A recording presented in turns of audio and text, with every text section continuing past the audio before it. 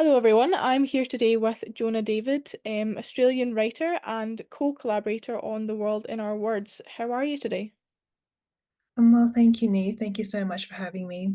No, of course. I suppose my first question for you, when did you know you wanted to be an author?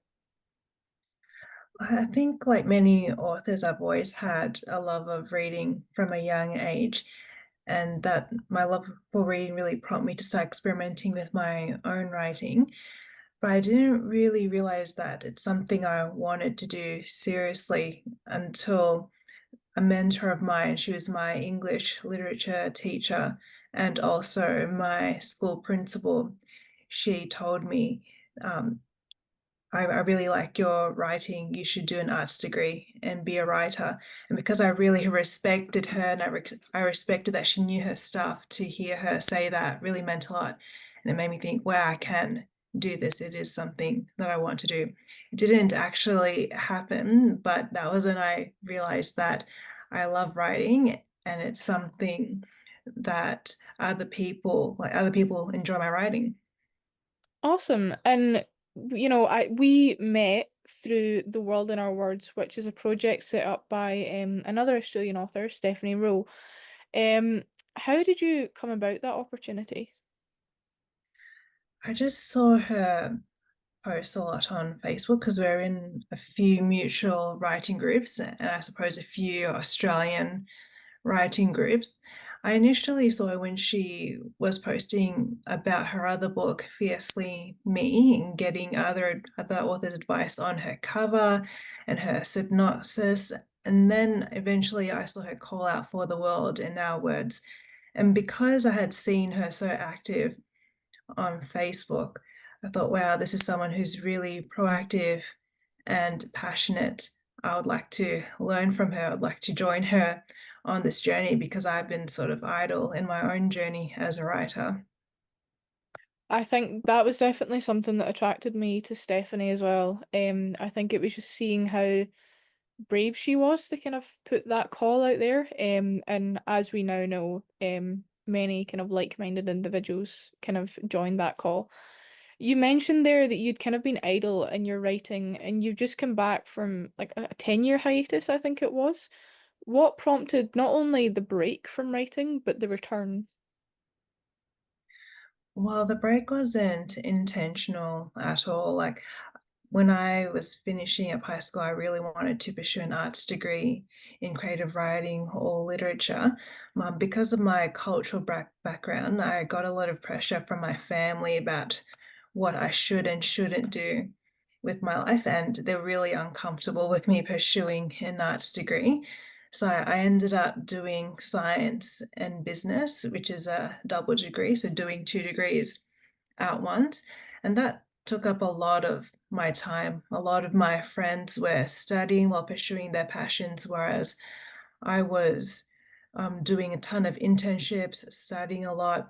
So didn't have a lot of time to do any writing, but I always thought when I graduate, I'll get back into writing.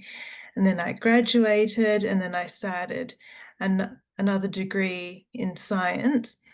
But that's when I sort of realized that even though I enjoy learning about science, it's not really my passion. So I didn't continue that postgrad degree and I started working. I just moved out of home. So the focus was having a stable income. And again, I wasn't writing. And I thought, okay, once I've saved up some money and work has slowed down a bit, I'll get back into writing. And then I had kids. So I got even busier. And I suppose some point last year, I just realized, oh my God, it's been 10 years since I finished high school. My life is just getting busier and busier. I can't wait for the free time to come. I just need to start writing now. And that coincided with a few different projects, but also coincided with the world in our words. So it was all good timing for me. And you've described something there that I think many creatives can relate to, this idea of waiting for the perfect moment to start their craft, to, get off the ground and do the thing. What was that process like for you? I'm always very curious to find out, we talk a lot about waiting for the right moment. what was it in you that kind of made you go, right, no, I just have to do it. I don't remember the exact moment. I think I was just reflecting on my life, and I guess whenever I socialize, I realized that I didn't really have much to talk about except work. I didn't have any hobbies to talk about or any passions. And when I mentioned that I enjoy writing, I felt like a fraud saying it because I hadn't written seriously in a long time. And when I realized that I wanted to get into writing, I was just really hungry to start something ASAP and just get right back into it. But then I realized because it's been so long, I'd lost a lot of the skill. So it was a bit of a journey of trying to put myself out there and network with other writers and regain that skill while not letting my low because I was a bit self-conscious about my writing because it wasn't what it used to be, and just not letting that bring me down. I just had to be brave and say, okay, this is my writing and I want it to continue to grow. And it's imperfect at the moment, but I'm determined to just keep honing at it and keep doing my best. Absolutely. And I think that determination is what will get you through. There never will be a perfect moment. You kind of just have to start with that imperfect thing and kind of run with it. And so what has that past year looked like for you, kind of since joining the World in Our Words and kind of starting up your writing again? It started with first accessing as many local events as I could. So my local area, they had these events called cafe authors, where local authors will come and talk to you at a cafe, and just over a cup of coffee, they'll tell you about their writing process, about their publications and how they got published. The first one that I went to was by a local Australian author called Jackie Karen, and she writes children's books, but specifically non-fiction. And that really fascinated me because I never really thought of children's non-fiction books. I know that they're out there, but normally when I think of children's book, I think of magical fantasy stories. So she told me about all of the research that goes into writing these non-fiction books and the specific publishers that like them. So places like museums, research institutions, and just hearing about other people's experiences and their ups and downs, it can be really inspiring to show you that every writer's journey is different, and you just have to run your own race and also try out a few different things. Like I never used to write nonfiction, but just hearing about it just got me interested in trying it out. And even though it's not nonfiction, it's not something I do regularly, just getting into the practice of it keeps me accountable. So, like, I will now write in my writer's journal a piece a week just to keep me in that practice so that I don't fall back into that hiatus.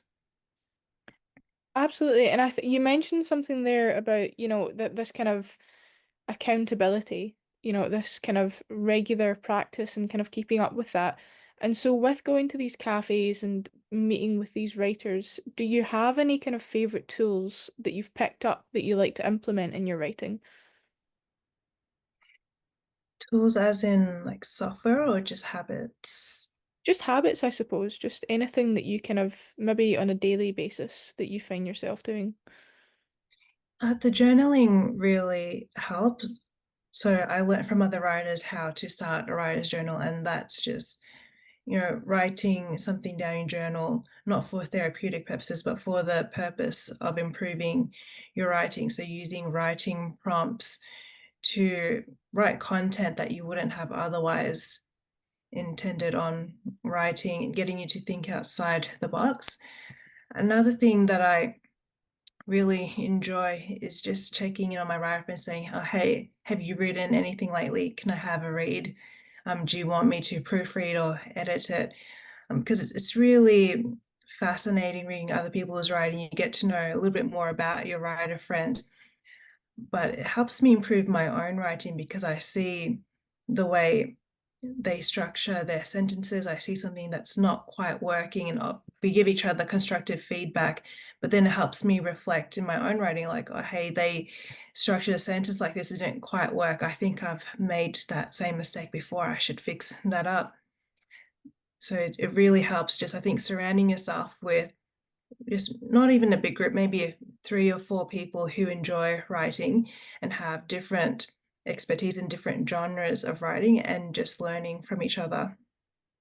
You've hit the nail on the head there. I think that I know that when I was really trying to focus on my writing, I had a habit of perhaps maybe isolating myself, or not creating like enough of a network. And I think it becomes a very small room very quickly, and you do have to sort of reach out and speak to people, and kind of find out, because there is only so much creativity you can kind of that comes from you. At some point you do need to speak to people. And you've briefly mentioned it there, but what are some of the hardest things that you've experienced as a writer? I mean, I know that writer's block is a big one, but kind of what are some other challenges that you might face? You mentioned there like life just in general, having kids, starting a family, work, etc. Yeah, for me, it was after that hiatus, I'm trying to relearn everything and look and trying to access, I guess, workshops and opportunities to learn that fit around my schedule and are feasible to me. Like it's not currently feasible for me to go back and do a 4-year degree, but I can do short courses, I can be involved in short workshops. And part of writer's block for me, the reason why I get writer's block is because I've been out of the game for so long. So I've been trying to relearn everything and also get to know the industry, like what's happening in the industry now. And because when I came back in, I wasn't connected with any other writers, I was so out of touch with the writers world. I had to really dig deep in the internet and also talk to people and just see like what is happening in the writers world now and how do I get in. Yeah, and I suppose it is about getting that proverbial foot in the door. And a very common saying is it's not what you know, it's who you know. Yeah. I think as a writer, it's probably a bit of both, because at the end of the day, it's your writing kind of speaks for itself. And you mentioned there that, you return to the world of writing. I think a big thing we're seeing now is AI systems and kind of things that can generate what might take us months to years to do, can do kind of just the snap of your fingers. Do you ever feel like what we do will become a lost art, or do you think it's something, inherently human that we won't lose touch with? It's a good question, and I think there are plenty of good arguments for both sides, because seen I've seen on social media that there's a lot of discussion, especially in the children's book world, of books entirely written and illustrated by AI, and they're selling really well because a lot of the readers or parents don't realize that it's AI. But then when I look at literary magazines that have the guidelines on no AI content, it shows me that there is still a cohort of people who appreciate original content, but that might be other writers. Like I think writers appreciate other writers, so um, that's pushing AI out of the writing world for now. But it's really hard to say. Like maybe not in our lifetime, maybe in future generations, or um, might be a bigger issue. But I think for now, people really enjoy original content where they know a human has written it because the content has soul. And especially writers, when they read poetry or they read memoir, they like to get to know the person who wrote it. Like I know in my poetry group discussions, we'll read something and we'll think, oh, what was this person's life like? Why do you think they wrote something like that? I think you've mentioned something that when I ask this question, a lot of people will say a very similar thing, and it's this essence of AI might have the smarts to create something, but it will never, or we're a very long way away from recreating that humanness that only we can do and only we can bring to the art. And I do think that's something really special, um, that we should hold on to. So tell me more about this recent contribution, to a print magazine that you were telling me about. Yeah, there's a magazine that's local to my area in Melbourne, Australia. It's called Genzine.